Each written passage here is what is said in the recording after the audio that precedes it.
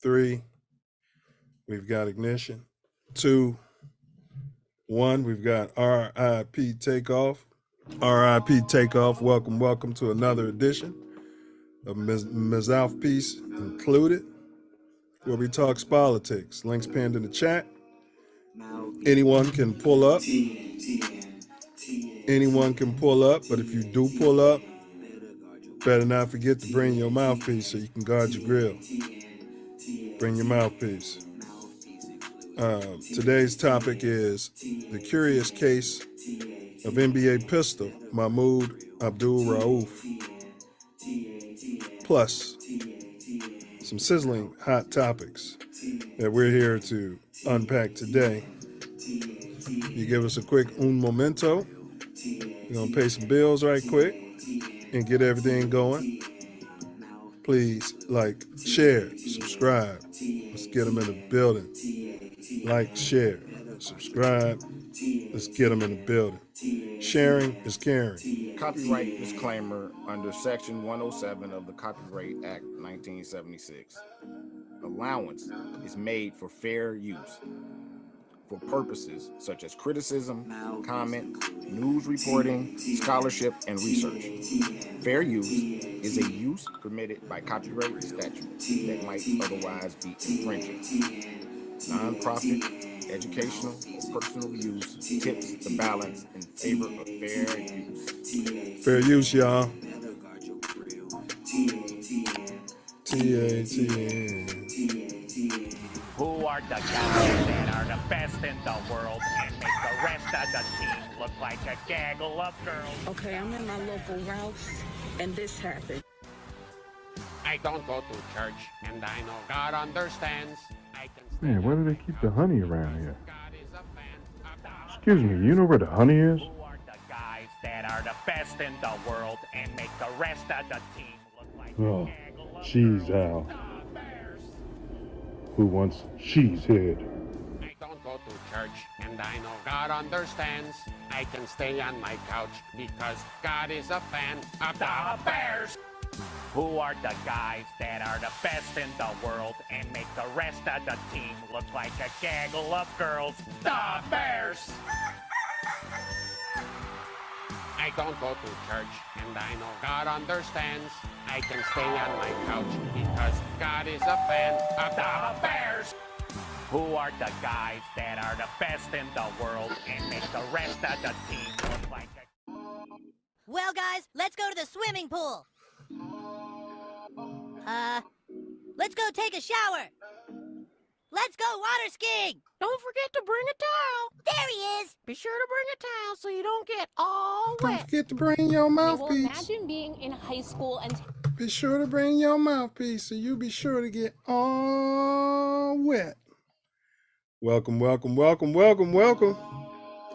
to another big edition of Mouthpiece Included, where we got Silverbacks in the building. Silverbacks talking politics, that's sports and politics.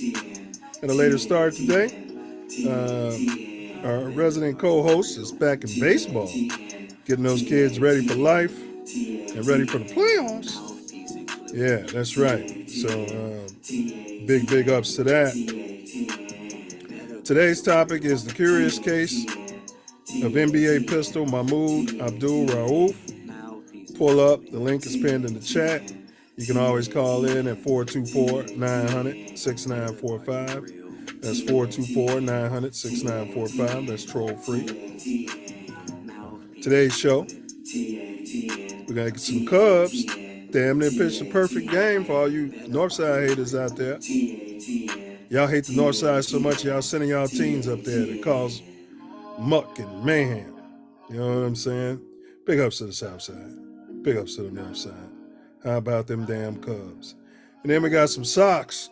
And then we're probably going to skip the Bulls because who cares? They got a fork in them for this year. Actually, Ace, get your lineup ready. We're going with your potential starting 5 for the Chicago Bulls, assuming they have the same lineup and no trades and don't lose anybody. Who would you run out there next season? I'm starting it out with Lonzo Ball. All right.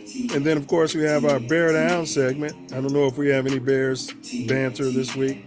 FGB. Booger of the week. I couldn't pick a booger this week. I was suffering excruciating tooth pain, dealing with that. So I couldn't pick a booger. Don't know if the co-host has picked a booger this week. And then, as mentioned, the hottest topic is going to be the curious case of NBA pistol Mahmoud Abdul-Rauf. Some of you Christians may know him. His Christian slave name is Chris Jackson, but his Muslim name is Mahmoud Abdul-Rauf. And he's a brother in every sense of designation. All right, let's go ahead and get the resident co-host, Ace, in the building. Baseball started. Jackie Robinson West's finest. ATN. Bear down, shot down. What up, fool? Bear down. What's going on, fool? Just had a early baseball game in the elements here of Chicago. Luckily, the wind wasn't blowing, but it was cold. I think starting game temperature at 10 a.m. Central Standard Time was 38 degrees. But without the wind, it was, we were able to endure it. The kids did their best. I told them to layer up. That's what they did, and went out and got the victory for the West. It was either a lot of blowing hands or a lot of batting gloves out there, huh? Well, that I had some hand warmers from fall ball last year, and they had all of those in their pockets and gloves. So, stuff you Southern teams. Hand warmers. We didn't have none of that shit when I was playing Little League baseball. Well, I needed it for our last game last fall, and I didn't use them all, so I just broke them out and brought them out for our first game this spring when it's 39 damn degrees outside, but no wind chill. But the kids played tough and they got the victory. So that's the guys got the W. So did the game count? Yeah. This is we're playing a spring Sunday league, Chicagoland Sunday League. So we travel around the Chicagoland area playing different teams of our caliber, and there's no championship at the end, but it gives us some experience and some work as we head into the Little League season and going into the Little League tournament in the upcoming future in June and July. Yes, sir. Well, big up to the Bears. Big ups. I mean, to the Bad News Bears. That's the Jackie Robinson. Bad news. Wait a minute. Let the kids play. Let the kids play. Shout out to the parents and the kids. Right. Get these kids some, something to focus on. They get disciplined through learning a craft and showing up, and then they get to see their hard work paying off in real time, and maybe they're less likely to be standing on top of buses and bus stops. Downtown. Yeah, I mean, I've seen this league save some kids' lives. I've seen some not want to adhere to the message and go on and do what they weren't taught to do in this league. But as long as I can volunteer and help the kids, I'll do it. And hopefully they get something from me and remember me as they become. But they do, bro. Even if they start hanging around the wrong people and doing the wrong stuff, they still have something foundational that's been instilled in them. Right.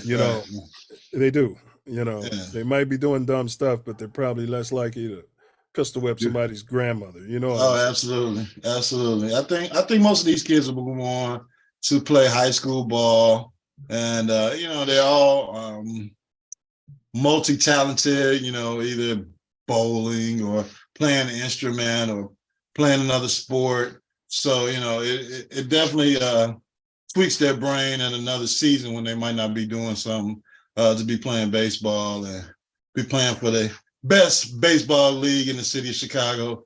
Definitely can't hurt. So God bless them all. And to the parents and guardians out there, I can remember coming up, just having positive stuff on the schedule. It did something to your crowd.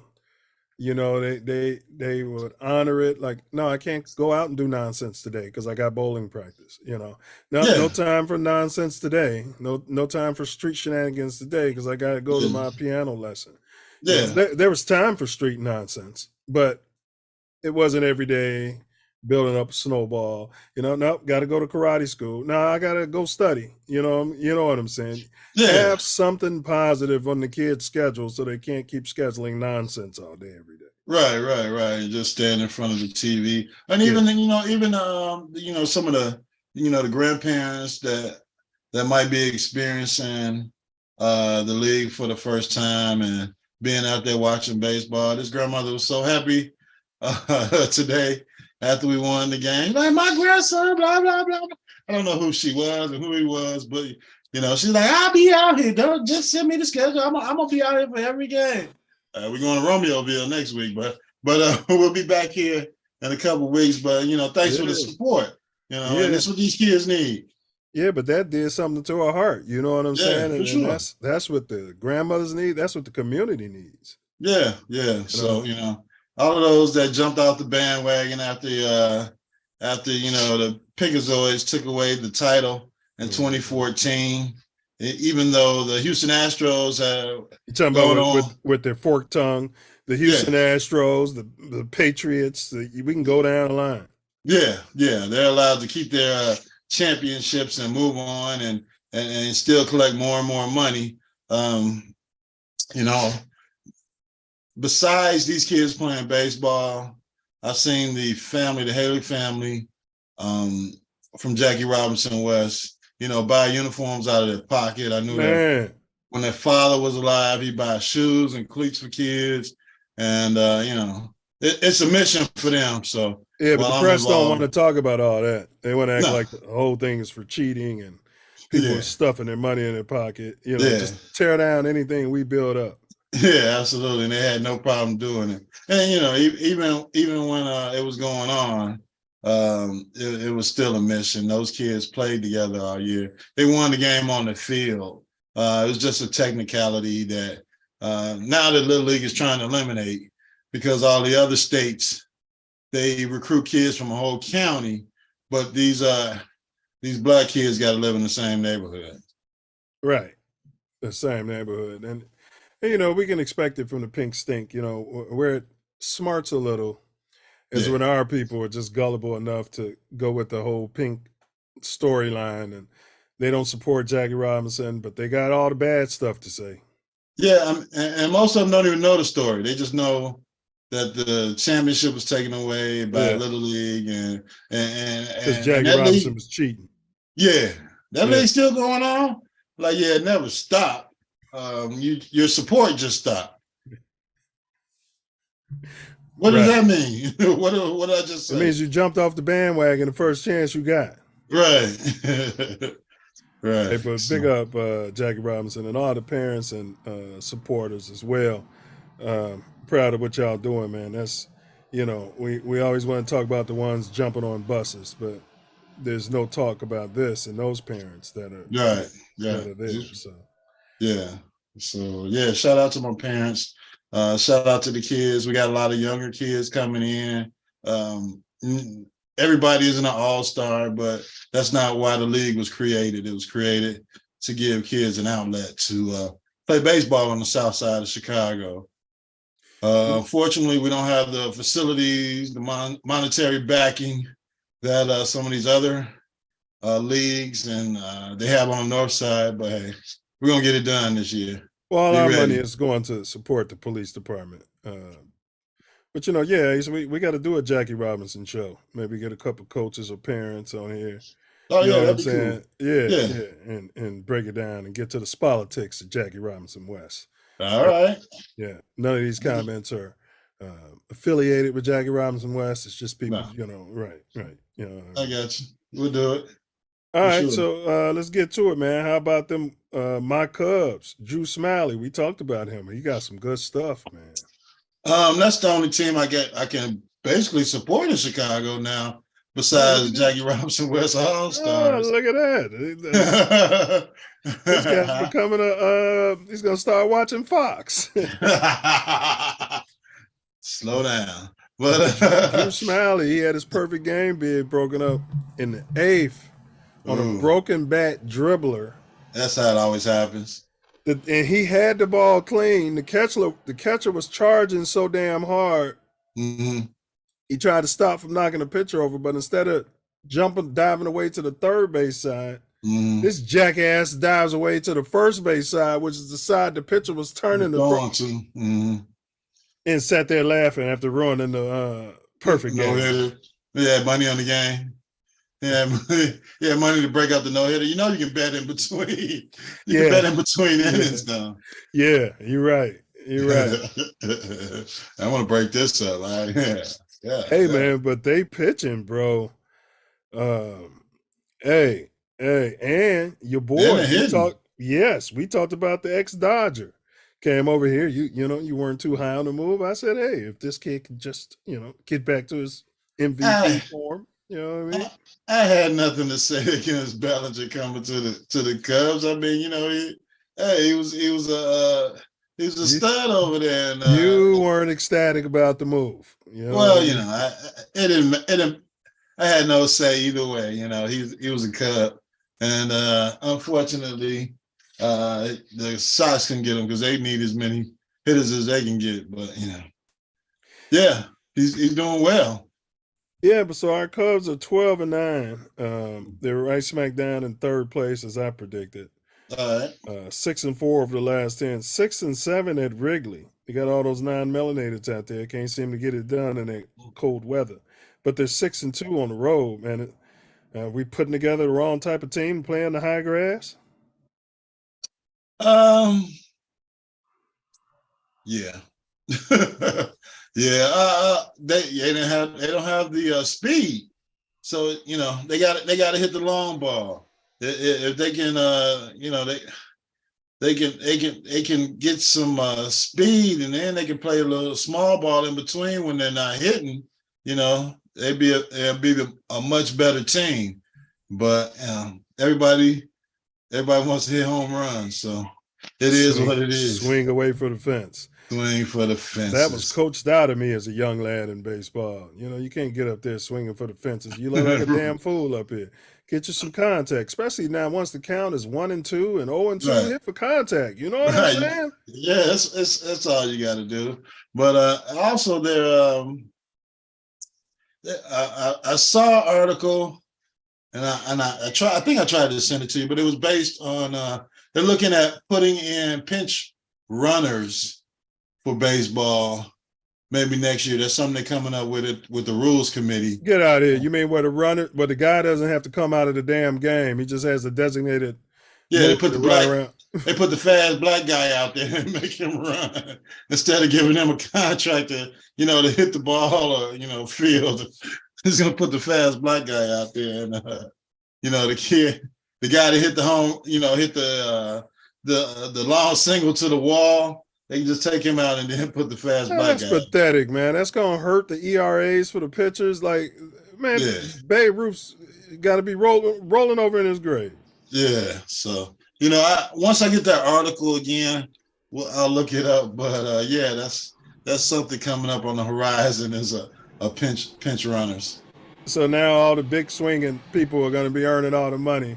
Yeah. So it's not going to be a negative that they can't run. Yeah. So all the running backs, they're going to devalue the running back position in baseball too. They're taking a look at it. Yeah. Well, your Sox are 7-15, bro. Oh, yeah. How much of this is on new management? They got a new manager that you guys wanted me to be excited about him. I told you, you know what I mean? I'm not going to say what I said, but they praised the new manager, said he was going to fix all the fundamental problems and the errors they were making. And it seems like they're making more errors now that we got a new manager. I mean, either, the other guy was sleeping drunk in the dugout. At least they were, playing 500 ball. But this guy, 7-15, bro. Yeah, he's on the clock. Yeah, he's definitely on the clock. He's definitely on the clock. they give a new manager some time to figure something out, maybe middle of the season. But 7-15 coming out, yeah, he's definitely on the clock for me. Listen, if you ain't figured it out, I'm not hiring you. Yeah, because I mean, you know, a new voice, a new system, a new way of teaching your players. I guess it could take some time to instill it, but it ain't like they had the Bears line up last year. The Bears. No, these are professional players. You're supposed to be tweaking. You're supposed to be tweaking them. Correct. And then, you know, that new voice is supposed to be sparking them to some more wins. But you're right to do some new tweaks, but not. Yeah. You're 7-15 right now, so yeah, I don't know what's going on. He's probably coming in there. Hey, Babe Ruth, I'm gonna change your I'm gonna change your batting stance here. And I want you to choke up on the bat. Yeah, I don't know. You know, Robert was hitting. Eloy Jimenez came off the injured list, but you know their pitching isn't doing well, and they're committing errors every game. So, hey, Cy Young. Yeah, we're gonna change your pitcher motion. You know what I'm we want you throwing the screwball. Yeah, that's what it's looking like. Yeah, Jackie Robinson, we're sending you back to the Negro Leagues. Well, you know, that means I'll be getting some free tickets soon for my kids, and I'll go out and check out a game because they're going to be out of it. All right. Well, you know, baseball is just getting heated up, so we'll get more into that. The curious case, today's show is the curious case of the NBA's pistol. He was on the cover of Sports Illustrated. They call him the NBA's pistol. This is back in the shooting 90s. You know what I mean? Yeah. Mahmoud Abdul-Rauf. You guys can pull up. The link is clearly pinned in the chat. Pull up. We do need your cameras on, though. We don't do trolls. You got any Bulls banter? Because, you know, I haven't heard much in recent news. Yeah, I do.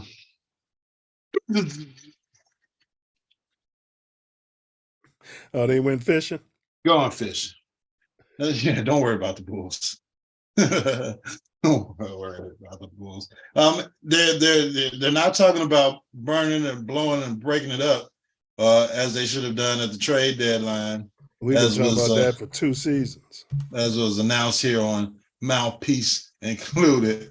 You know, they're trying to find ways to work around the salary cap and bring in a shooter or a point guard or a center. Is this going to be another shooter from a shithole country that can't stay healthy?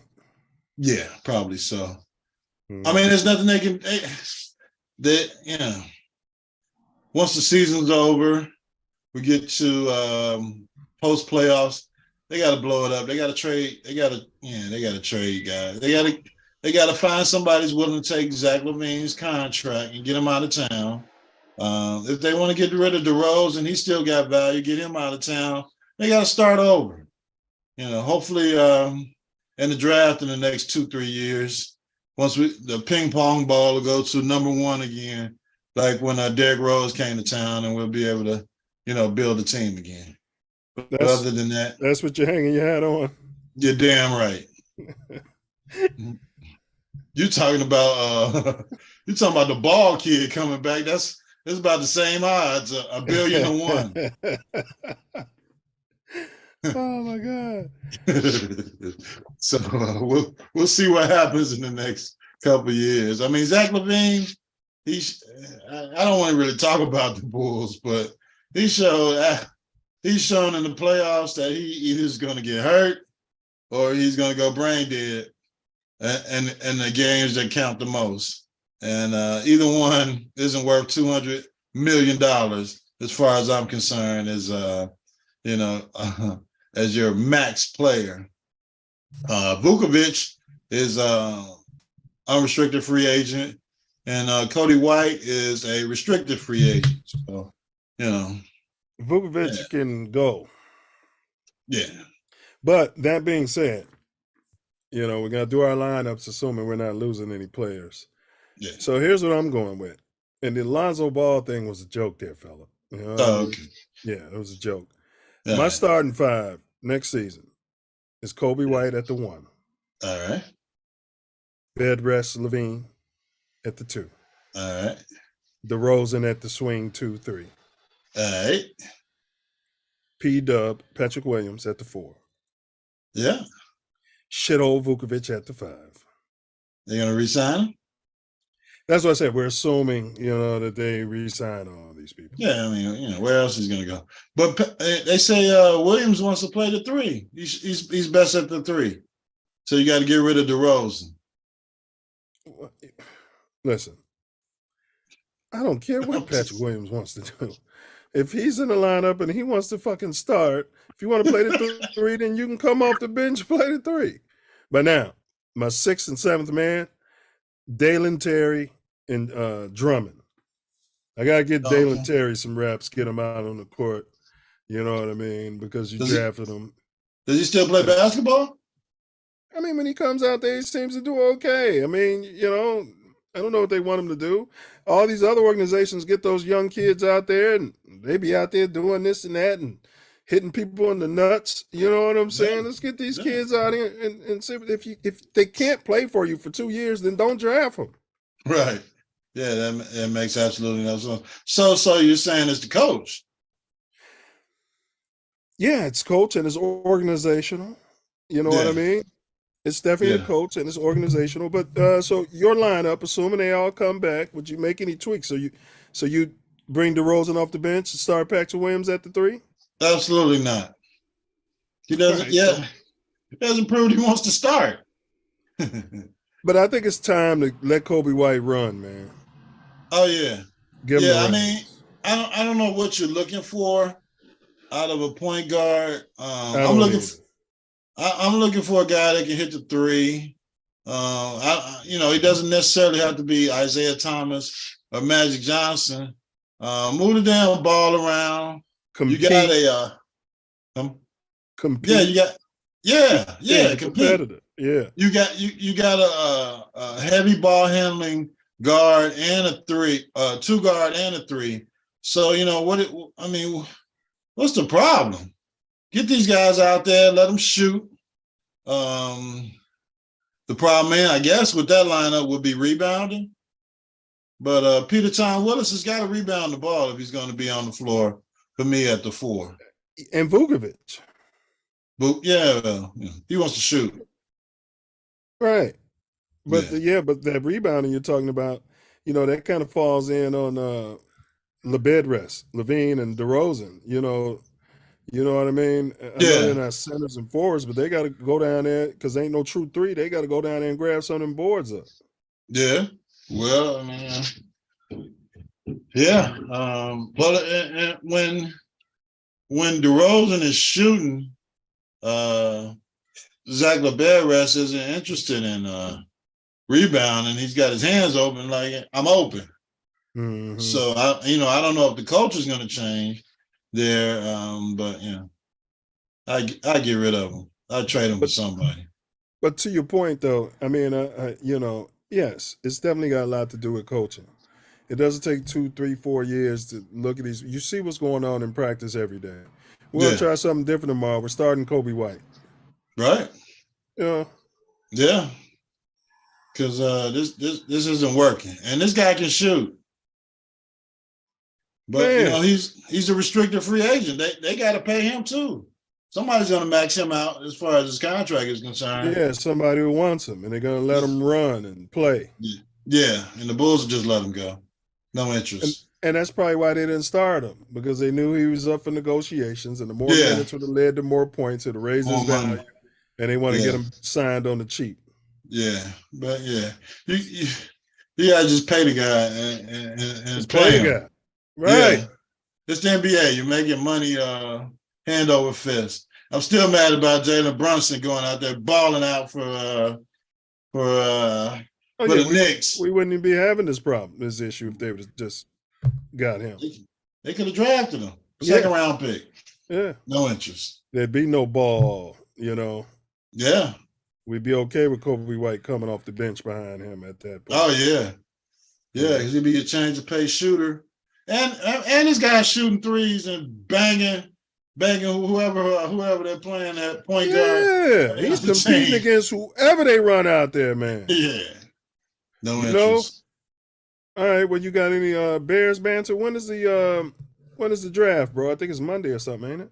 No, it's coming up this Thursday. Thank you, Jesus.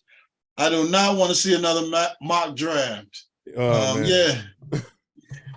The Bears, the NFL mock draft 440.0. the Bears and the NFL draft is coming up Thursday. There's no more speculation on who they're choosing, whether they're trading a pick to move back, whether Jalen Carter will fall to number 9. It'll all be over on this Thursday. We should start a mock draft pool, create an app. You know what I mean? Only do like the first 3 rounds, and whoever, gets the highest number right answers. You know what I'm saying? Yeah. Mock draft pool. Make some fun out of it. Yeah, they put some little money behind it. But it'll work. But yeah, I'm mock draft and speculated to death. I don't know why the draft has to stretch out to April. Once you had a combine, the next week you should be going into the draft and get it over. It takes a little longer for mini pinks to process. Man, get the frick out of here. Draft these guys, get them into your building, like your veterans are in the building doing the OTAs or voluntary OTAs or whatever they calling this crap, and get them ready for the season. Ace, I'm confident. The way I pick teams in street balls, and you can attest to it, and in leagues we played in, I can put together teams. I don't need all this film. I don't need all this tape. I can watch a motherfucker play for 25 minutes. You know what I'm saying? Okay, he'll fit in at the 3. This guy can fit in at the 4. Okay, he's the starter, and then he can bang and do this. And we got this and that. I'll be wondering, what are they doing? They're overthinking it. They're putting the pink stink on it and trying to figure out, the money and how to devalue a position. It's just overthinking it. That's all. Yeah. I mean, same thing like you guys are doing at Jackie Robinson. I mean, there's a lot to do with the coaching and player development and things of that, which I'm not taking away from. Obviously, those kids are working as hard as any other kid in the state, probably the nation. But then it comes down to, putting the right squad out there. This guy might be able to play short, but this other guy's a better shortstop than this guy. You know what I'm saying?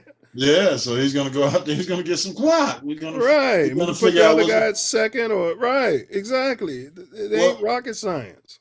Well, in Little League, all the way up to, the pros, there's practice, and then there's how players play when the lights come on. Game time. Yeah. What do you value more? Right. So you don't know that until you get them in the game. So correct. Put them out there. Which means you got to put them out there at a point, maybe early on. Yeah, give them a chance. See what they can do in game time. Yeah. Absolutely. Very true.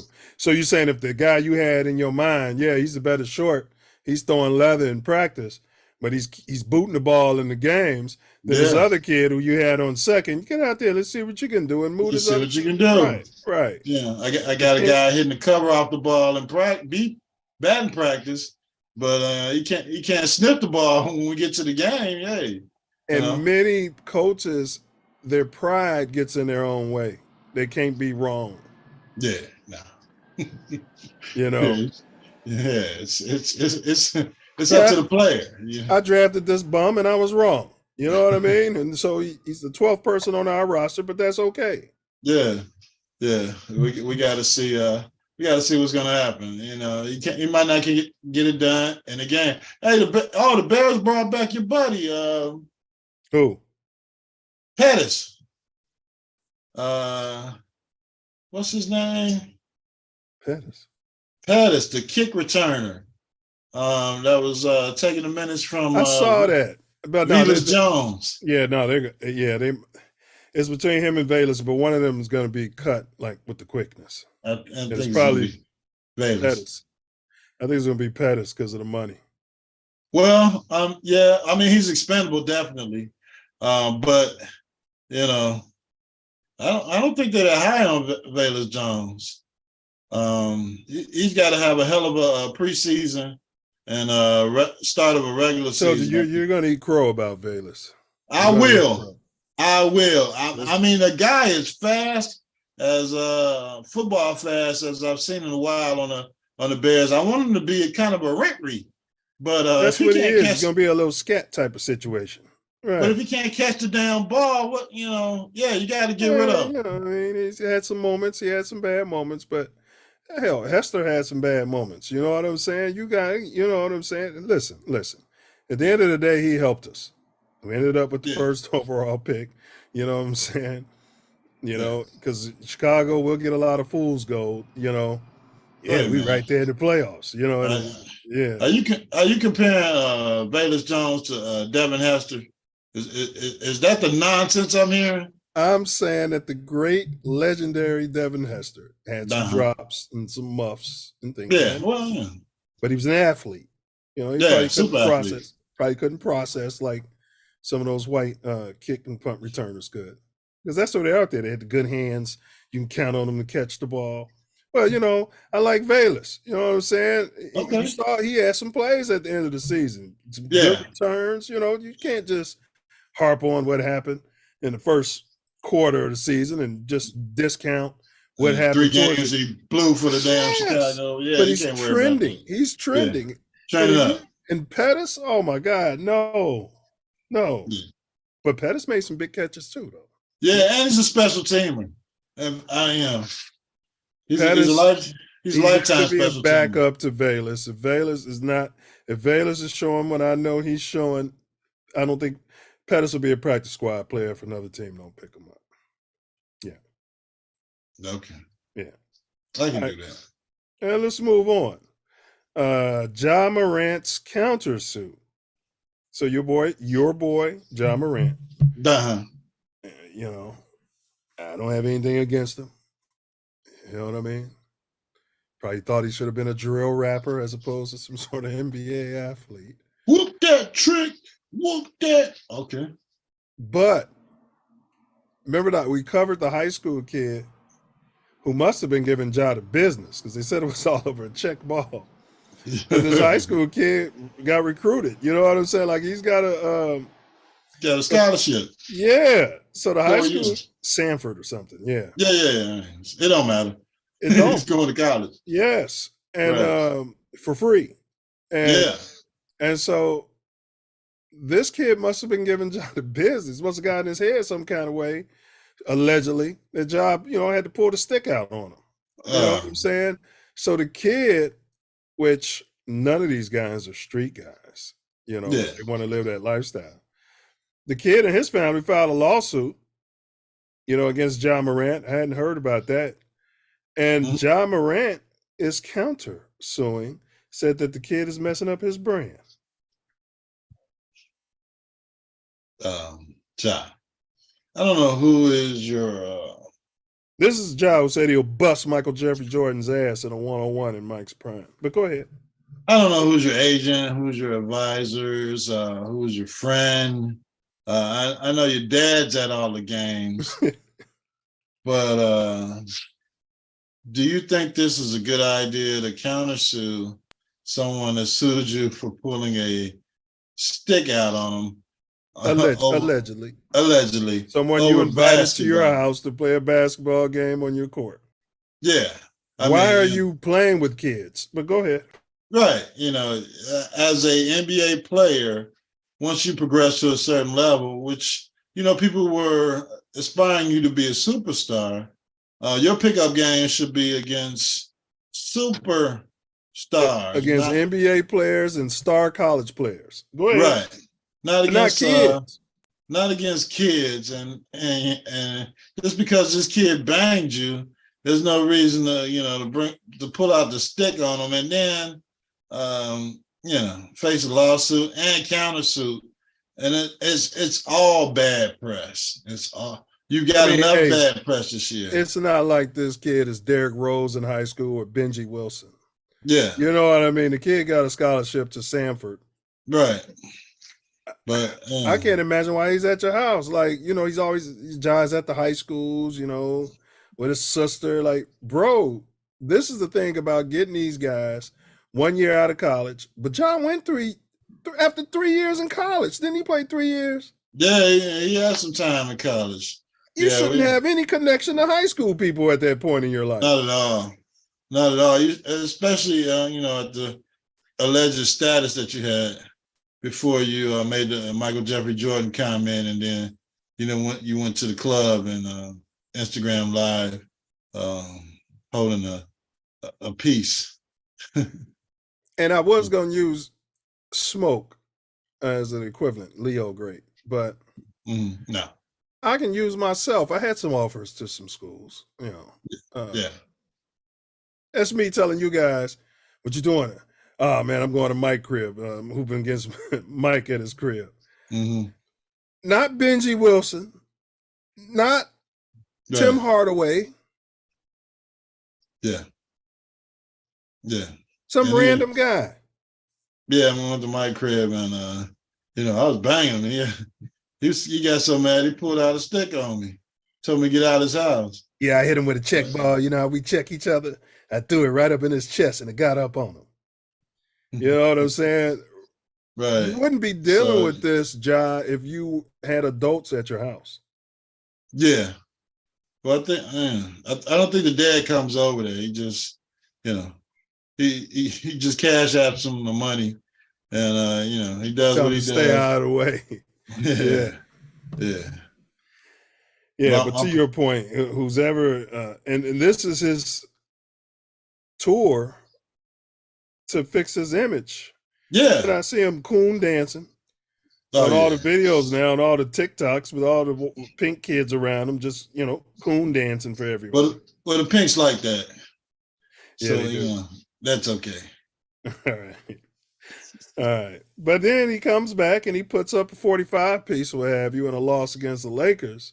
Like I said, will I take him before any player we got on the Bulls? Absolutely. With all that being said, absolutely. All right. I take him over any player we got on the Bulls. So we're putting the call in to Memphis, suggesting a trade of the Zach LaVine. He can't come to Chicago. The drill movement is too thick there. He's gonna be on O Block. He'll be on O Block, and next thing you know, we done lost an asset. He's gonna be all at the murals. He's gonna be pissing on graves. You know what I mean? Right. I didn't know. I didn't go on live. I didn't know. I was just trying to relax after the game. They said it was straight. I'm straight. I'm good. Straightening. Yeah. I'd still take him. But, you'd see him at one of those teen congregations. He'd probably be jumping on the bus and filming. I'm low on this guy. You guys know why. He took the shot at Michael Jeffrey Jordan. Yeah. And he's injury prone, Ace. Your best ability is your availability. Well, it's the athletic moves that he goes out there and tries to perform against a lot bigger players will lead to injuries, because I'm banging. Right. But he's not playing with bums. He don't have to do that. He's got to choose his shots better. Well, that's that ego thing. I mean, because if I'm 6'10" and this guy, is making moves down the lane and then gonna try and jump over my head and dunk me, I'm gonna hurt him. Yeah, I'm gonna, hit him in his ding ding. That's what these NBA players like. That's what they like doing now. Yeah, they wear the Mercers to the pregame, and then they want to hit each other in the ding ding during the game. Yeah, none of them wear cups, jock straps, or cups, or anything like that. They don't do that anymore. No, slows them down. All right, but big up Ja Morant. Good luck to you in your lawsuit and of your alleged crime against a kid from Sanford. He's countersuing. All right, but we got we're not gonna play that video. I was gonna play the Ja Morant video, but I want to show you out there in Smoke Park, close to you. Yeah. The pink was wrestling. Looks like he was wrestling against some sort of melanated. No. And these guys were in they're in middle school. I thought it was high schoolers. How'd that work out for him? Well, you're about to see. Well, imagine Fair being use. in high school and taking on a lawsuit against one of the NBA's Wait a biggest minute. players. Now, that's the For us here at 6, a violent end to a Watch wrestling this. match, and now video from that match is going viral. In this clip captured by the wrestling spot, the wrestler in blue appears to go shake the winner's hand, but punches him instead. This all happened at a meet at Oak Park River Forest High School. Oak Park River Suzanne Lemieux was Forest. speaking with the wrestler who was hit and his parents. Hey, so I'm going to about take that this punch. back. Suzanne.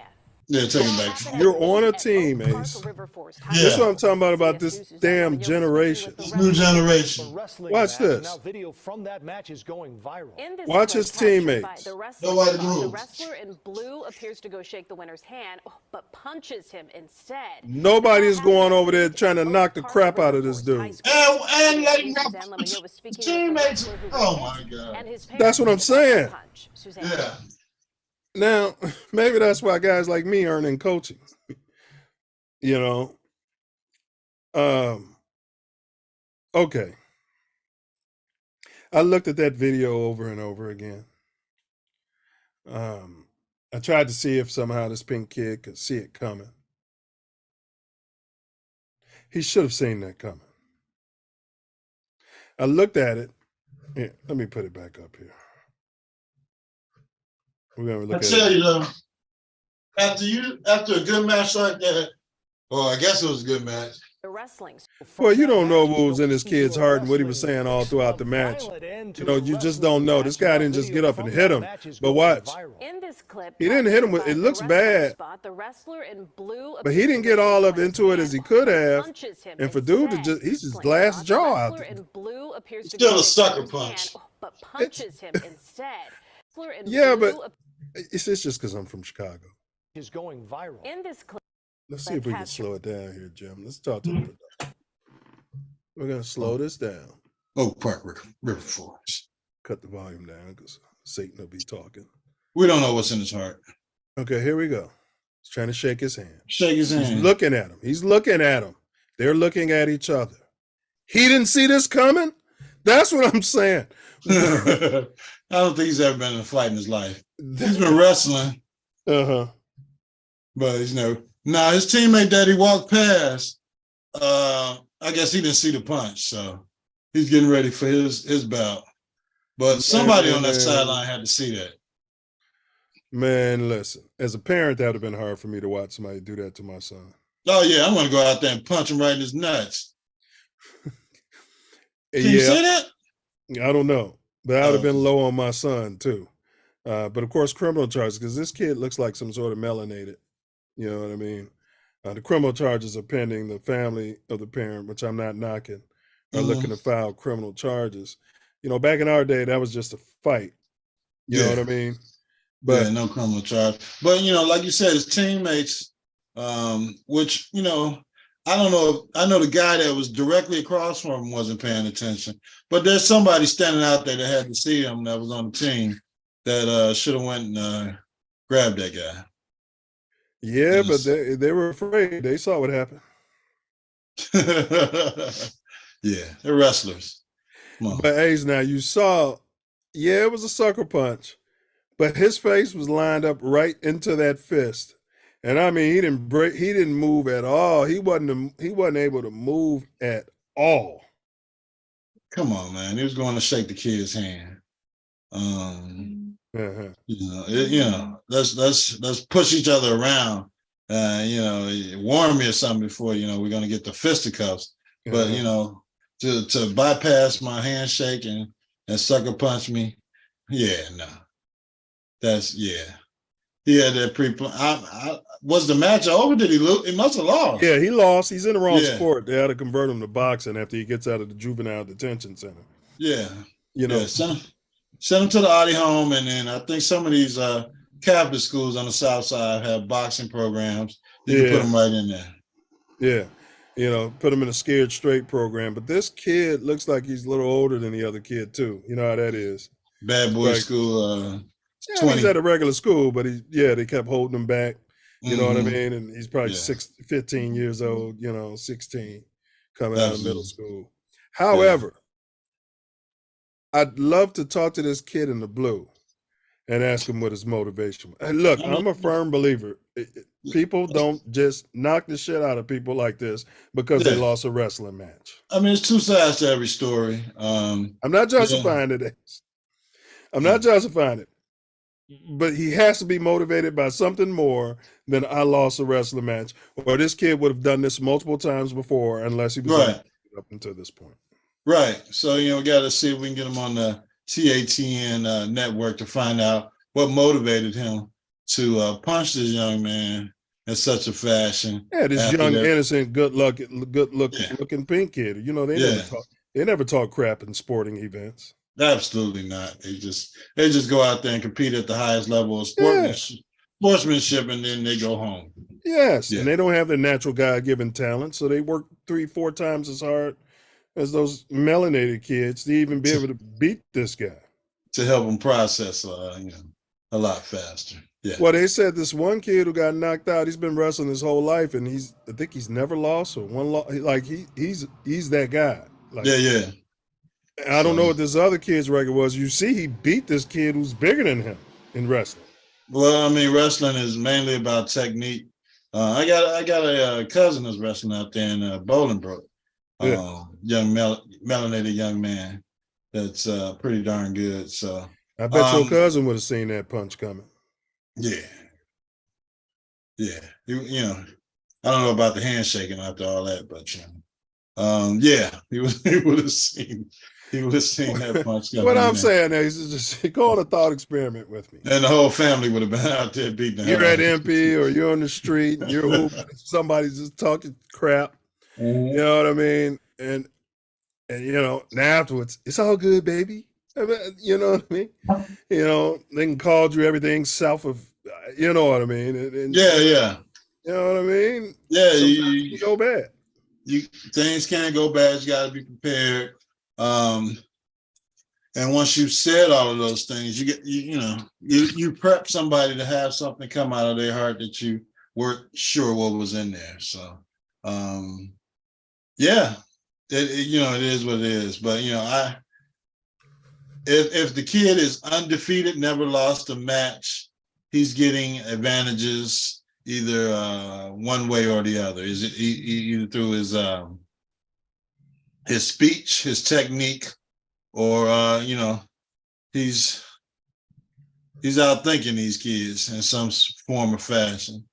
Well, let's watch it at the end. So it must have timed out. You're not seeing it? Yeah, I'm seeing it. All right. I mean, timed out as far as the match is concerned, because he was on top. Correct. And they ended the match. Correct. He's gentle with him. He's holding him down.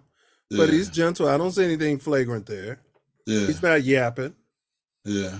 You know what I mean? He's not yapping. Now, if this kid just hit him, like what we're saying, this kid needs psychological help. Absolutely. Look, he's mad. This kid ain't looking at him. Look, he's already mad. He wanted to run up on, you got your back to him. These grown men should see this, shouldn't they? Well, they've never been in fights. They're going to the circle to end the match, but he must have severely outpointed him. You can see everybody in the background. It's like at the end of a baseball game, we get in line and shake hands. But here we go, Ace. You're facing him. Your eyes aren't closed. Mm-hmm. He pulls his hand back. Come on, man. Come on. I'm victim blaming here, but come on, man. You got it. Come on, man.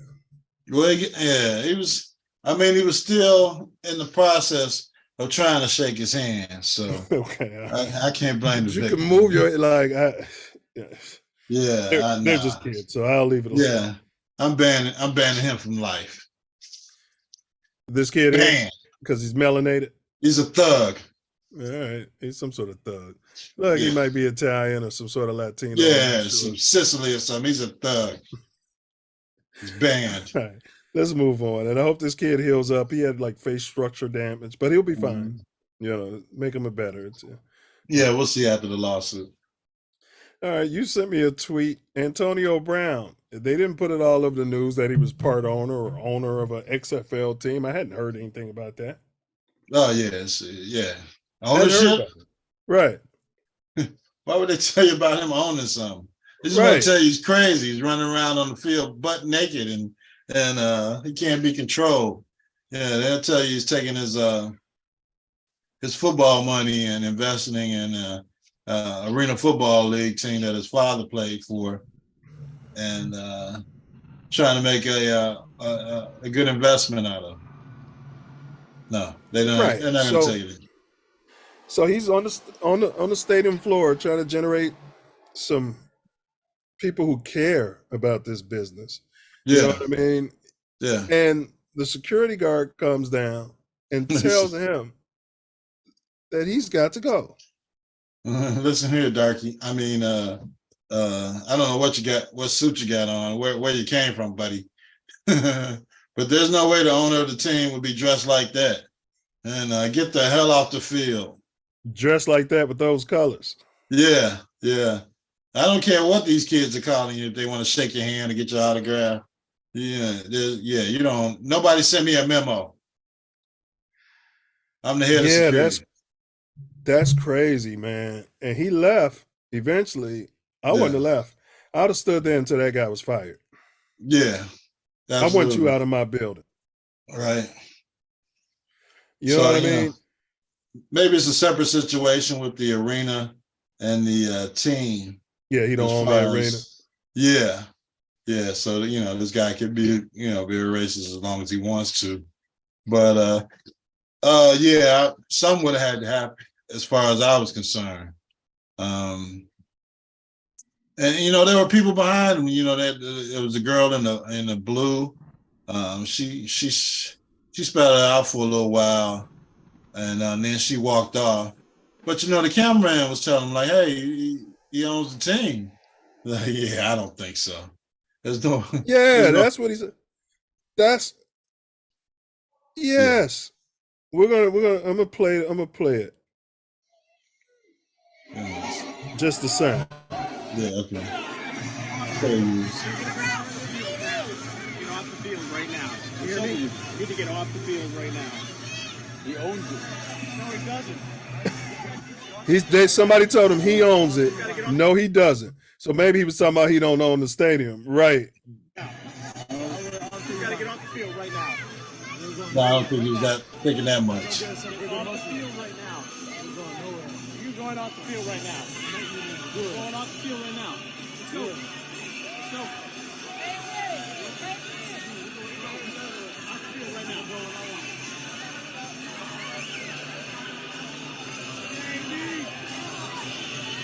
Make me then.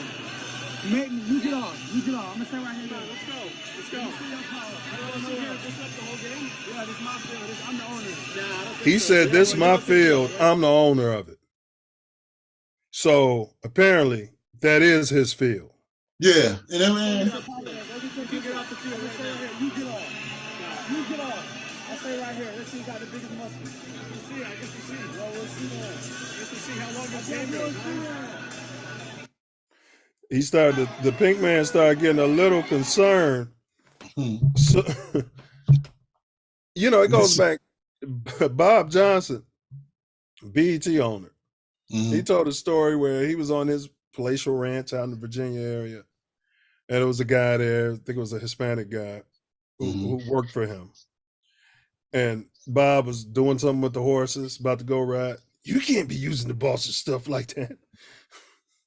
You got these employees. Right. Right.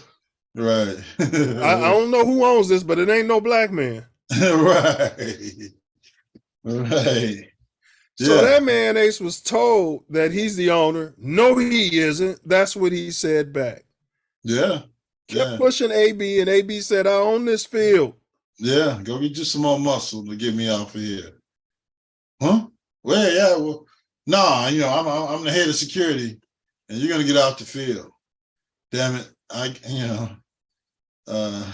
Carl Cassidy of him to come back, to come at the, I mean, not even to inquire if there had been any change or. Correct.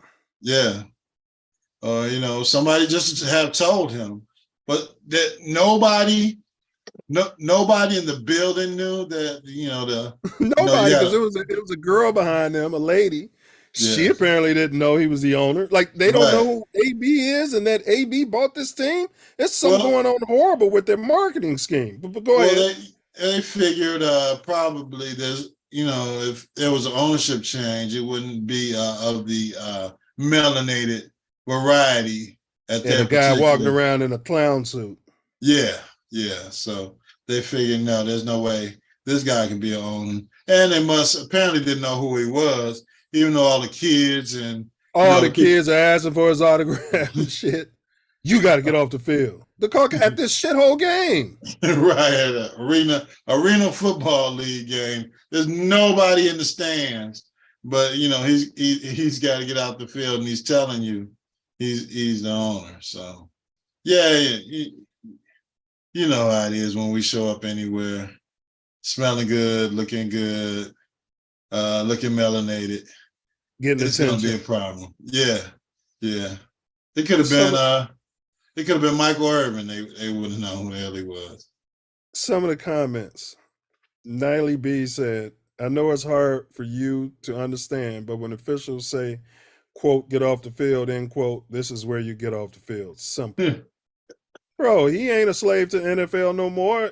And a lot of those comments that I read them too. All you had to do was put the N-word at the end of them, and you can understand what those people were trying to say. Yeah, Raiders Quater said, I know it's hard for you people, that's your N-word you're talking about, to understand. But when officials say get off the field, this is where you get off the field. Yeah. Let's see. John White said, Antonio Brown, well, this is a brother, is a great future Hall of Fame athlete. But he won't get in because they don't like his attitude. He owned this team. He deserves more respect than this. Life is about common sense. And this security guy will wish he was born with some. AB held his class and stood his ground. I'm proud of you. Yeah. And AB's comment was like, I on Twitter was that, he held his composure and his professionalism, even while this guy was disrespecting him, not knowing even who he was, whether he was the owner, was an ownership change or anything. But he knew he had to know he was some kind of celebrity. Yeah. He had to.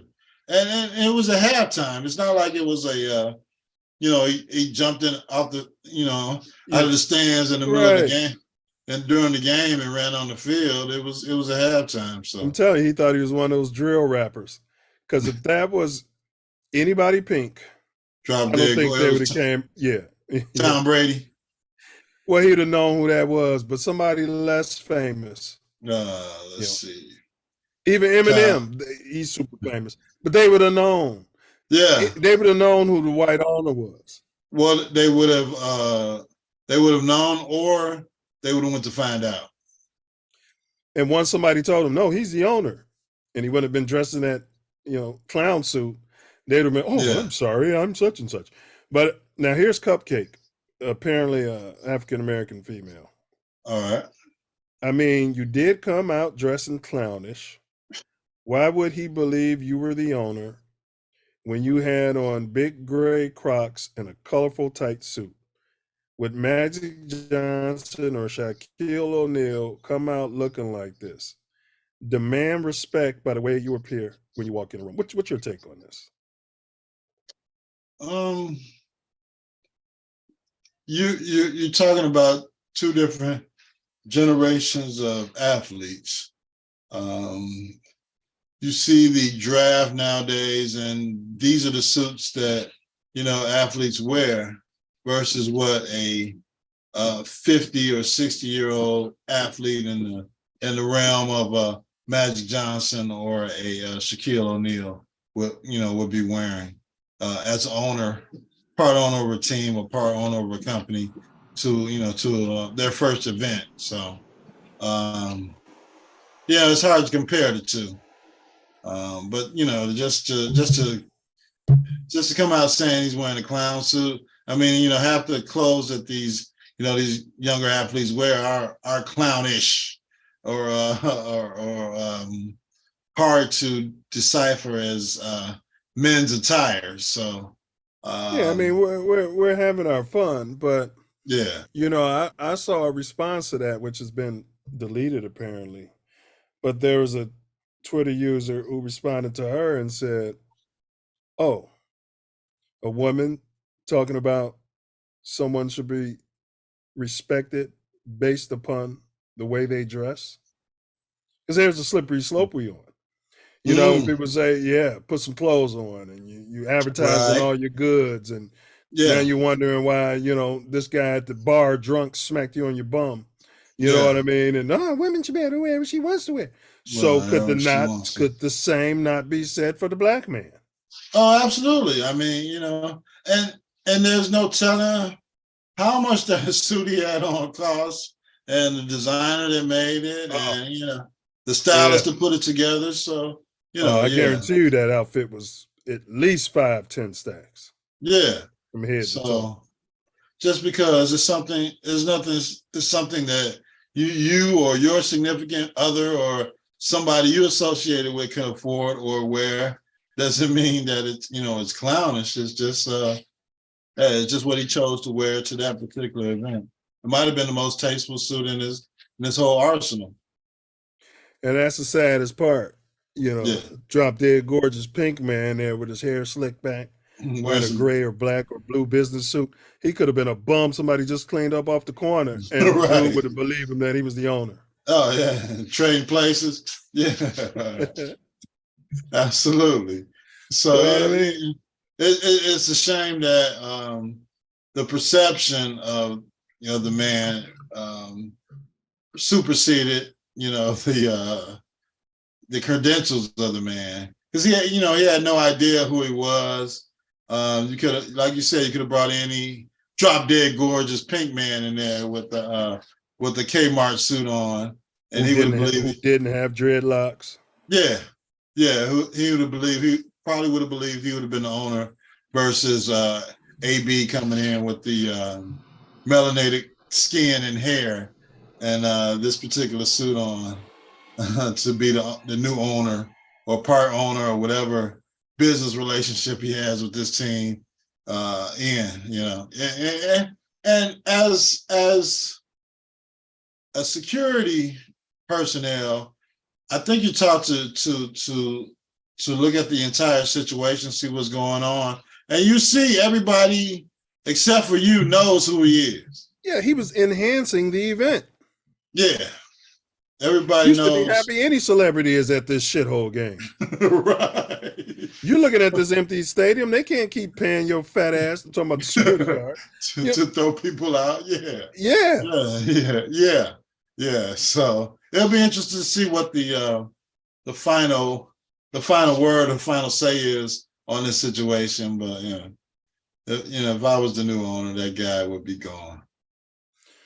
All right, let's move on before we get to the topic. Nut punches and kicks and suspensions in the NBA.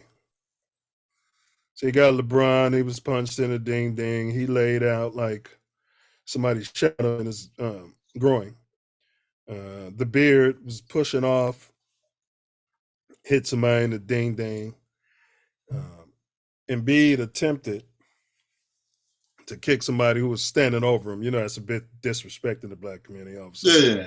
I thought that only meant something when they actually shot you and then they were standing over you. You know what I mean?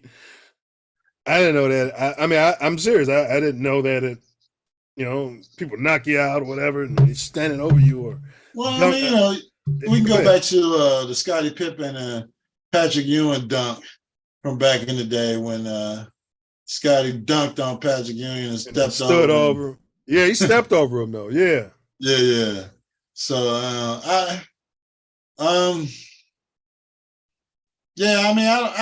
you never know where somebody gets hit in the ding ding, or it's just in the groin area and it's in the thigh or whatever the hell it is. But could this be the new flop? Yes.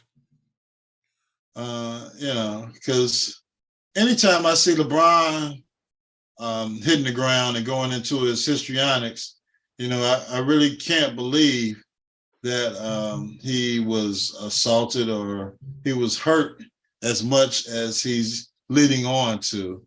And I don't, and with the history that he had with this particular player, I'm sure once he started his flopping and he needed 5 minutes of time, or he needed to breathe, or the trainer had to come out, that they were going to throw him out of the game. So it's the new flop. So if anybody gets anywhere near your groin, just hit the ground and take the disqualification from there. Well, Doc Rivers went on a rant about, and it sounds a little hypocritical coming from Doc, because he was a pretty dirty player in my opinion, especially towards the end of his career. Yeah. Remember they were tripping and stepping on the Bulls' heels and stepping on their feet and tripping them every time down the court. He was a knickerbocker.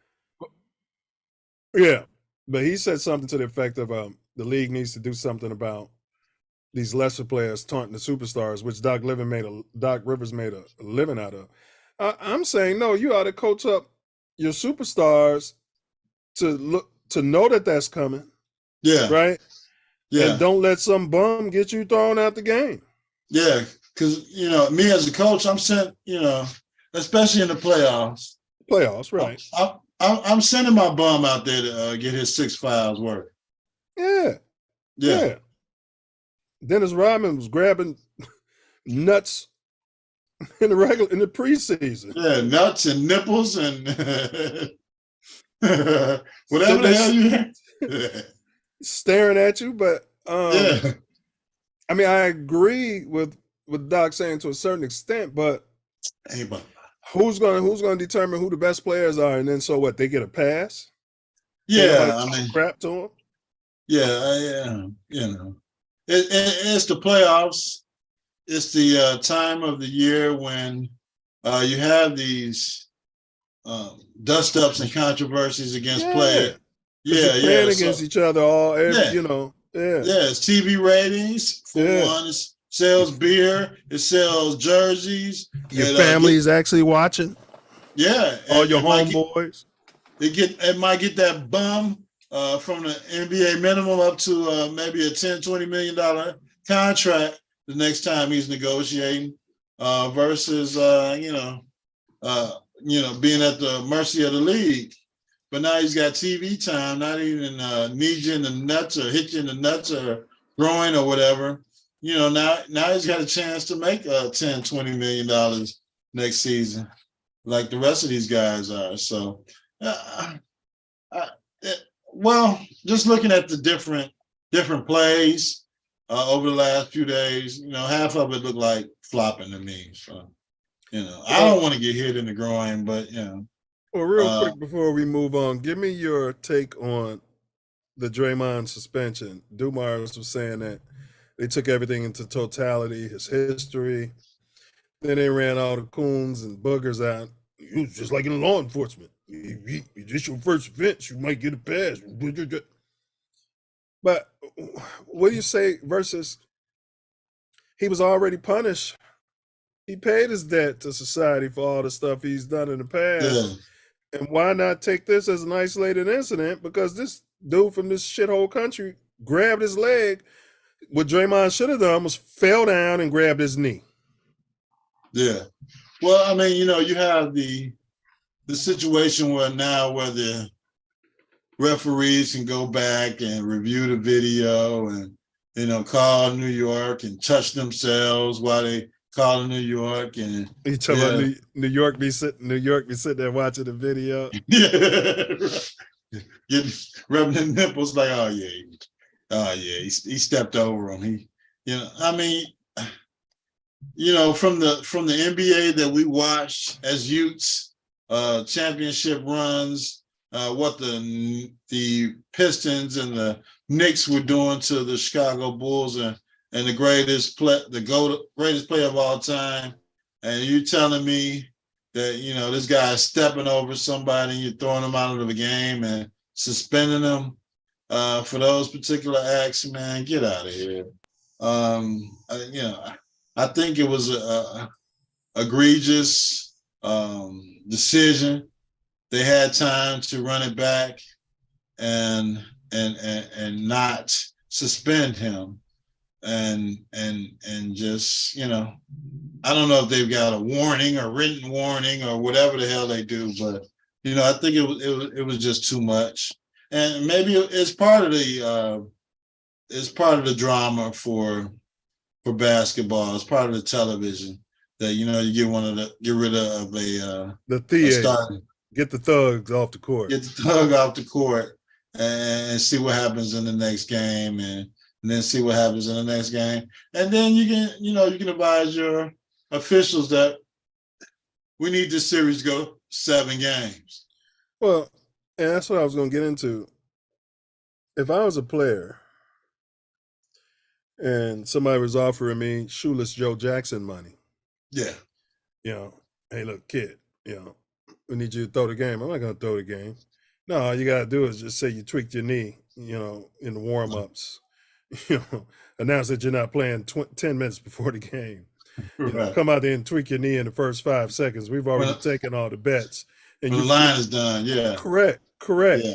Now that, how do you, this is a slope the league is on. Or tell everybody your hand is hurting and you're not going to play, and then show up miraculously and put up a 45 piece. This could be going on. I mean, we know what's going on. It has been going on. It will go on in the future, especially now that you have game time betting. Yeah. So you my homeboy. I need you to take the over on this or the under. Right. And then you know what I'm saying? I'm not playing, and you go ahead and take that as it is. And I tell you, I'm playing. I'm gonna put up a 45 piece. Yeah. I'm not betting. You're betting. No. And then the money goes into a trust fund, and we're both rich. Yeah. Yeah. Yeah. That's the slippery slope. They were always worried about a team being in Vegas because, you have a team in Vegas. Of course, they might be tempted to throw games or fix games. I mean, you got betting online all over the world. So what the hell difference does a team being in Vegas mean? It can happen at any time, anywhere, any city, any situation. So and you're putting your players in danger. Somebody could abduct somebody's loved one and say you're throwing this game tonight. Yeah. The Cosa Nostra or the mob or whoever organized crime, or just Pookie might be grabbing. There's a random Pookie. Might be grabbing your family member like, I need you to throw this game. Yeah. Man. But, all these knee sprains and everything is bad for the NBA, bro. I come from a time where people used to suck it up and play at playoff time. Yeah. And they didn't have the medicine, they didn't have the treatment, they didn't have the cold tubs, the cryogenics, all of these different treatments that they can get you ready for the game the next day. I mean, Jordan would sit in the cold tub after a game, after a sprain, doing whatever he could to play the next day. And these guys got, much better technology, much better treatment, much better medicine. And, I'm out for next month. I said a while ago, Kawhi needs to retire. He's stealing money. There was a certain pride level. Players wouldn't do that to their own team. They would just walk away from the game. But it's so much guaranteed money and stuff involved. Like, okay, Kawhi, if you can only play at 100%, nobody's at 100%. Right. So what are you telling me? You're at 70% and you don't want to give it a go? Willis Reed came out there, Isaiah, all of them on broke ankles. Yeah. Broke ankles, busted eyes, stitches. That was one of the benefits of today's league that Jalen Rose, is not a championship player, but he said as far as extending your career, you got bed rest, or so if you feel that you can use these particular injuries to extend your career from 10 to 15 to 20 years versus, what the players had to go through back in, his era and before, then, that's a benefit to playing now. Well, you can't blame the players. It's on the people who are signing them to these deals. Yeah. It's a personal decision. Like me personally, I wouldn't have signed, and I love Kawhi. I was calling him the best player in the NBA. I knew when he was done in that Toronto series. It was a core injury. I saw it happen. He was hurt. Took a ferocious dunk and never been the same since. Yeah. Yeah. And so for me, I wouldn't have given him the contract, so that's on these teams.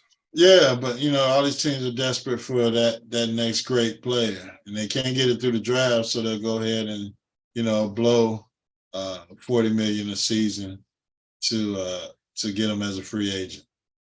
Well, I could be desperate for the best builder of my new home, but this guy's got a track record of only being available for 30% of the times that he's supposed to show up. I'm not hiring him. Right, right. Well, that's you as your particular home builder or franchise builder or foundation builder. But you got other guys who coming in or to the league, or not even just coming into the league, just have never won anything that can get this particular trinket, this star on their squad, and they're willing to do anything to do it. And hey, you know what bed rest was back in the day? You take a veteran like that, and he'd be like your 10th man all season. Yeah. This is the way we're going to get you ready for the playoffs and give you your bed rest. You're going to give us 15, 20 minutes some nights, most nights. Other nights, you're not even going to play. Right. But this is your role. You're getting paid considerably less money, but we'll have you ready for the playoffs. So give us 25 minutes. But because we can't count on you, we're not going to have you in the rotation heavy whenever you come back because it's an unrealistic dream. Yeah. No, that's the normal role of the NBA now. They'll give that guy the $30-40 million contract. Yeah. And like, hey, as long as you're ready for the playoffs, you can do whatever tricking off you want to do during the whole season. Just take us to the promised land when it's time. Yeah, and then the playoffs come and they got a sprained knee. Yeah. Knees. All right. Skippy. I got a gimpy knee. Well, let's push on. Let's get to the topic. Curious case of the NBA pistol, Mahmoud Abdul-Rauf. All right. All right. So, we all know the Chris Jackson story. He was at LSU and was leading the nation in scoring and assists, even playing with Shaq. Yeah, this guy was scoring 50. It was Shaq on the damn team, man. But it was only one basketball. But this guy was shooting so well, scoring so prolifically, they couldn't even get Shaq the damn ball. It was Stanley Roberts. Best free throw shooter. He wasn't in his workouts until he could make like 10 free throws without touching the rim. He's an introvert. They say he was the precursor to Steph Curry. And what's that kid on Atlanta? Oh, I just knew his name till you asked me what his name was. Yeah. He's like that. He was doing that before any of them was. Yeah. Nice career. He was at the peak of his career. He said he always read a lot. And as he said that through his readings, he became, Muslim, and then he started reading even more. And he said that he couldn't reconcile after he found out what our nation had been doing worldwide, to oppress people, and then doing here, oppressing people. He said he can no longer reconcile putting his hand over his heart for the national anthem. And Trey all Young. this man simply did, Trey Young. Mhm. All this man simply did was hold his hands out in the Muslim prayer. We got freedom of religion here in this country. Do it. And prayed during the national anthem. Mm-hmm. And that man was pink balled. Yeah, absolutely. You know, because every time there's a opposition to holding your hand over your heart or standing for the national anthem or is the flag these people's God? Apparently, and most of them don't even know what the flag means or the position of the flag means. But or how many black people died so that flag can even have a meaning. No interest in that. No interest in that at all.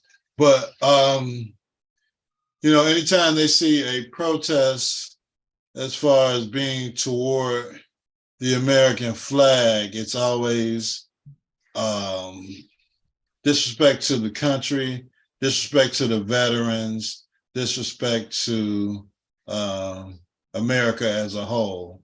And all it is it's a protest of what's being done at that particular time. But you have all the the red hat Pinkazoids stating that he's disrespecting the country and the veterans, and and he's a Muslim. Oh my goodness! There's only freedom of religion in the United States if you're a Christian, and unfortunately, that is not the tenet of freedom of religion. If you're a pink Christian, yeah, now, absolutely. He's got a documentary out, which I haven't watched. It's on Showtime, called Stand. Mm-hmm. He indicated he was raised in poverty by a single mother in Gulfport, Mississippi. And we know how poor that sounds. For sure. He said when he started playing basketball, what you say? Brett Favre would take their check if you can. All their funding, yeah. Yeah. He said his mission at the moment he started playing basketball was to dominate. So any kids out there, if that's not your mission, to be the best that you can be at your craft and dominate the game in some way, shape, or fashion, then you're just maybe you should join a cheerleading squad or something like that. You could be the team mascot. But his on-court play would eventually take a back seat to his beliefs when he converted to Islam. He said he became a Muslim, started reading more, learning more about foreign and domestic policy. He was looking at the history of this nation, slavery and Jim Crow, segregation. He said he couldn't reconcile standing up for the symbol. He said he just can't.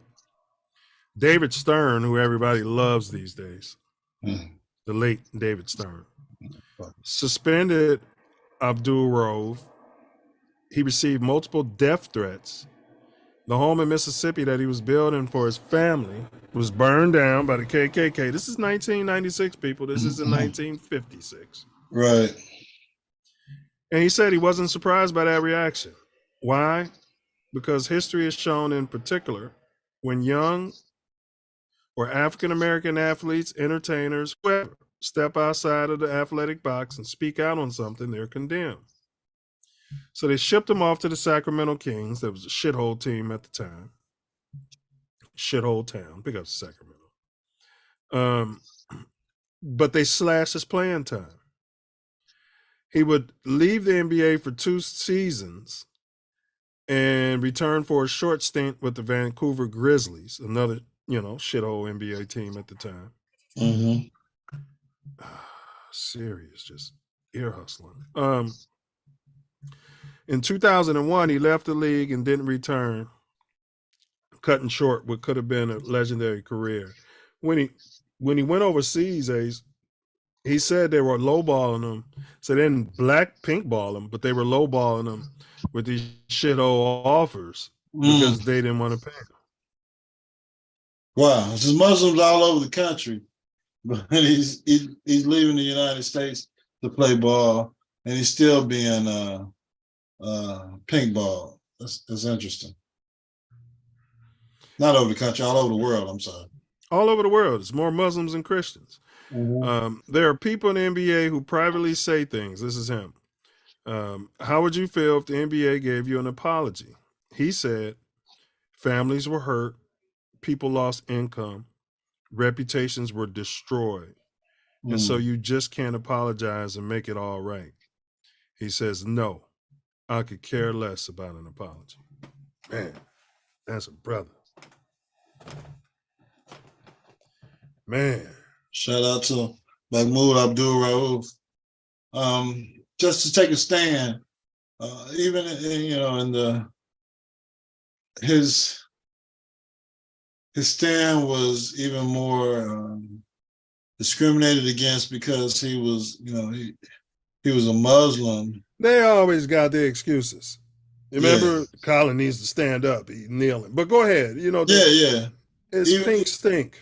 Yeah, and the fact that he was pink ball out of the NBA, out of the country, based on the lie that's still going on about this, the flag and the national anthem,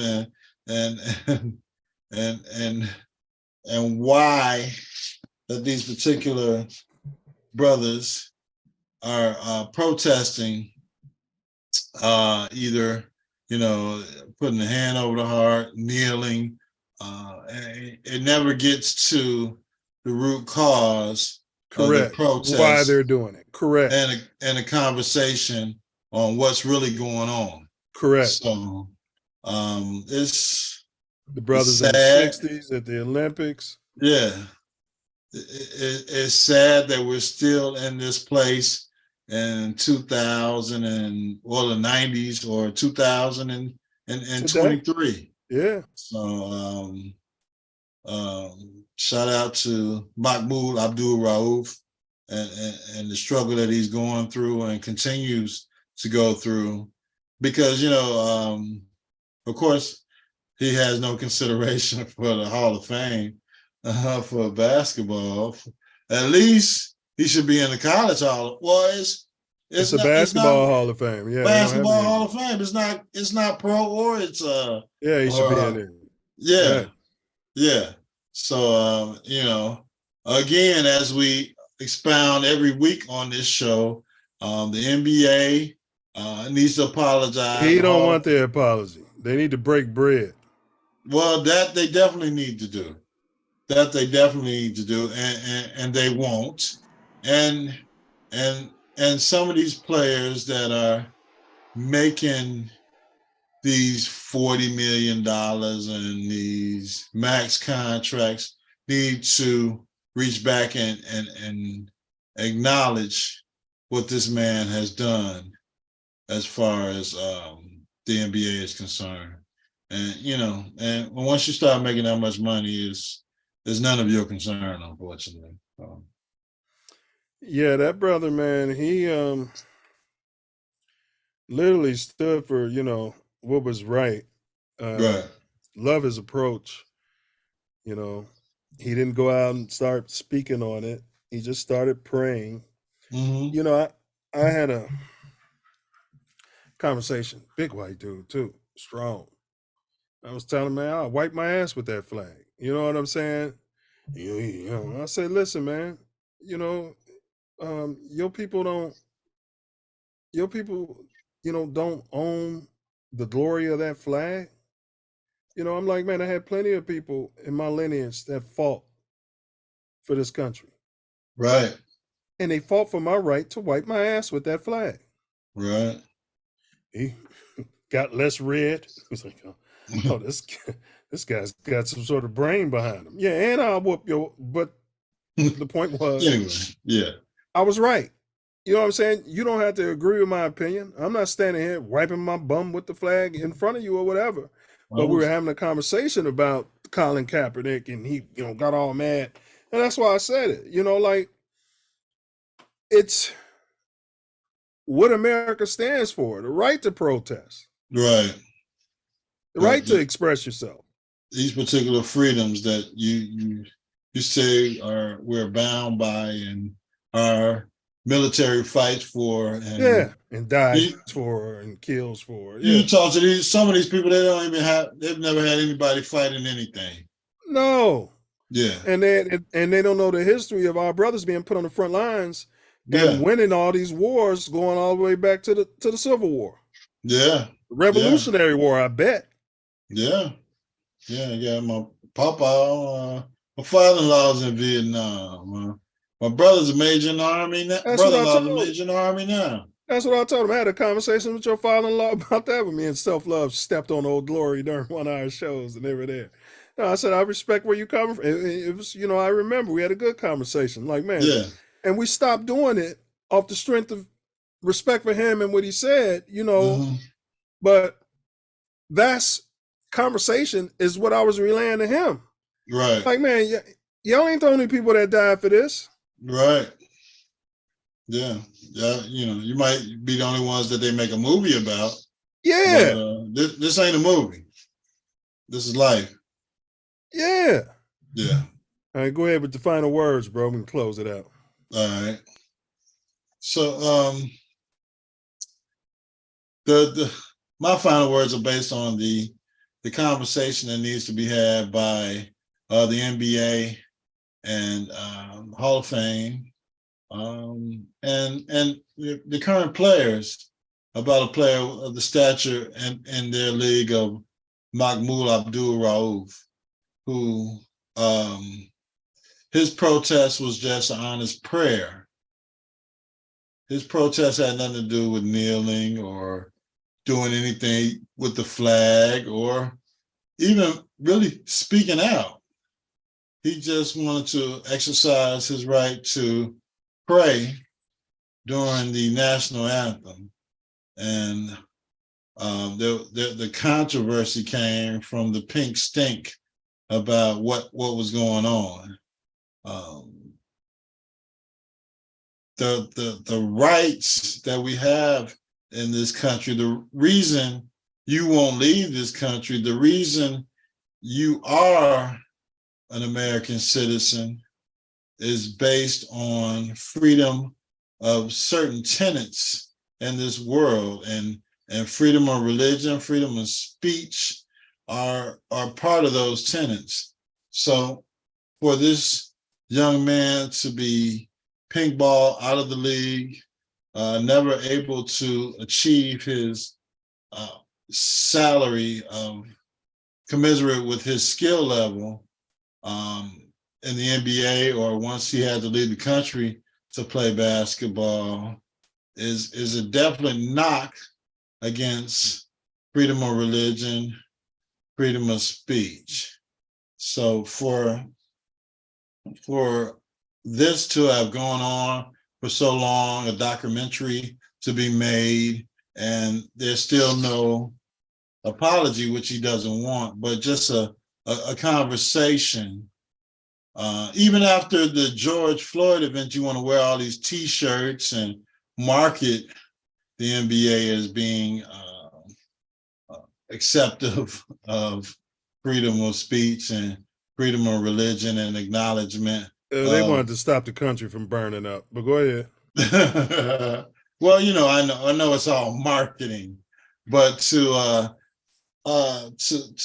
stand on this and do all this marketing for the NBA and every, through Black History Month, and we got Juneteenth coming up, and you're gonna have some new T-shirts out for that.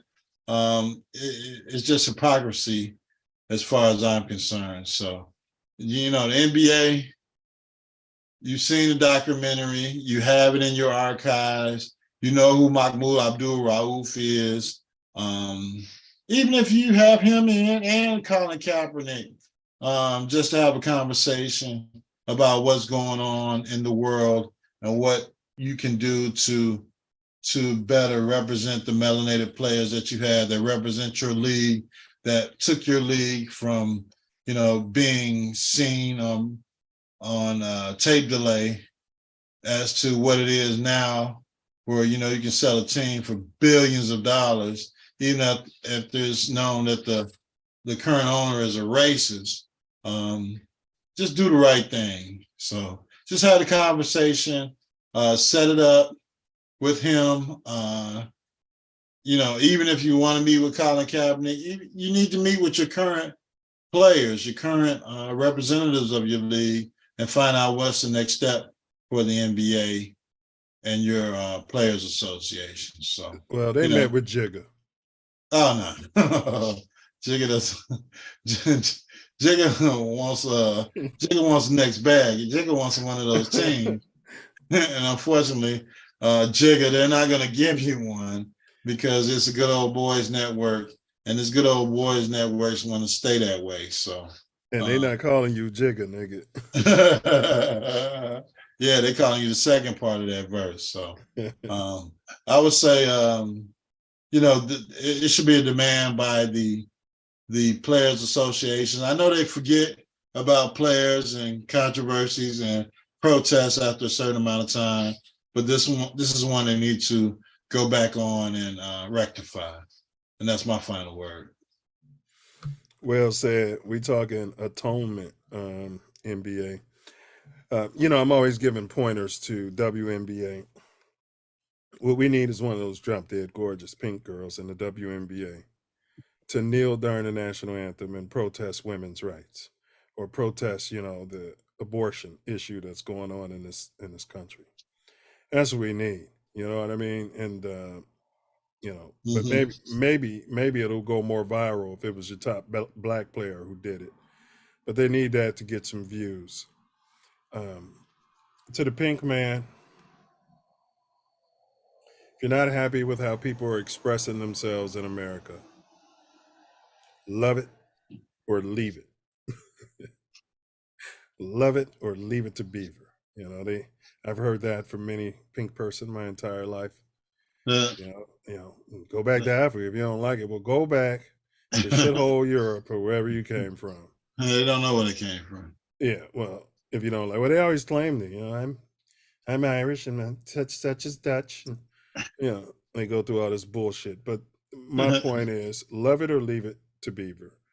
The final part of my final words here is many people ask why don't our entertainers and millionaires be more active and proactive and more protesting. The argument that comes up is, well, you're black and successful. The only place you can get this rich is in America. So it's like a slap in the pink man's face that you worked hard, made yourself successful, but then you don't have the right to speak out against things you don't like the same way Elon Musk does, the same way a Bill Gates would do. We're supposed to not have that right. We're supposed to just be happy because we're black and rich. Negroes. Yeah. I remember in those days, I remember during that time, they would run the camera out there in front of all the black athletes and ask them for their take on it, But when they asked they didn't really ask too many white players. And when they did ask the white players, they said they supported it. And none of them lost any income. Absolutely not. So those are my final words. NBA, make atonement. I'm tired of hearing how David Stern was such a great man. Same way they talk about Reagan and Bush and all these other people. David Stern, I'm sure he had his good, he had his bad. But sometimes you got to take a stand, NBA and all these sports leagues, and not just go with the tide of the population, because there was a time where a majority of the population, believed in segregation. They believed in, Jim Crow. And so you're saying if you were around, you just would have went right in line. So basically you're just in it for the money. Make and if that's the case, do it. But don't try to act like such a social group. Right. You know what I mean? You guys are no different than an NFL. You just got better marketing behind you. So that's all I got for today. Hey, who won that Golden State game, bro? I don't know. They were up the last. Let me check it out. Yeah, let's check it out. Mouthpiece Incl. To the TATN. Better guard your grill. TATN. Oh, they won 126, 125. Tied up 2-2. Wow. Going back to that pivotal game 5, huh? Yeah. All right. Like the old veterans are coming through. Yeah. Crusty veterans with their NBA knowledge. Hey, they was ready to kick Draymond Green out, treat him like Pookie off New Jack City. It's like they winning without him. They was blaming Draymond for everything. He's a thug. Yeah, he's a thug. All right. So next week we'll get at you with a nice topic. We'll let you know what's coming. Yeah. We'll see if we can pick a burger out. Oh, there will be one. But if you ever find yourself dipping through the wood, Inglewood, Cali, or Southside Shop, might even be on the west side or up north. Better keep your head on the swivel. Better be checking your six. They coming for you. Check that blind spot. Watch your back. Better pay attention. Better guard your grill. Mouthpiece is good. You better knuckle up. Definitely.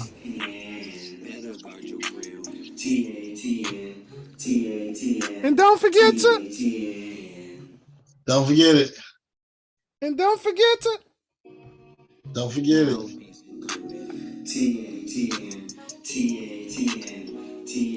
And don't forget to bring your mouthpiece. What? Huh? What?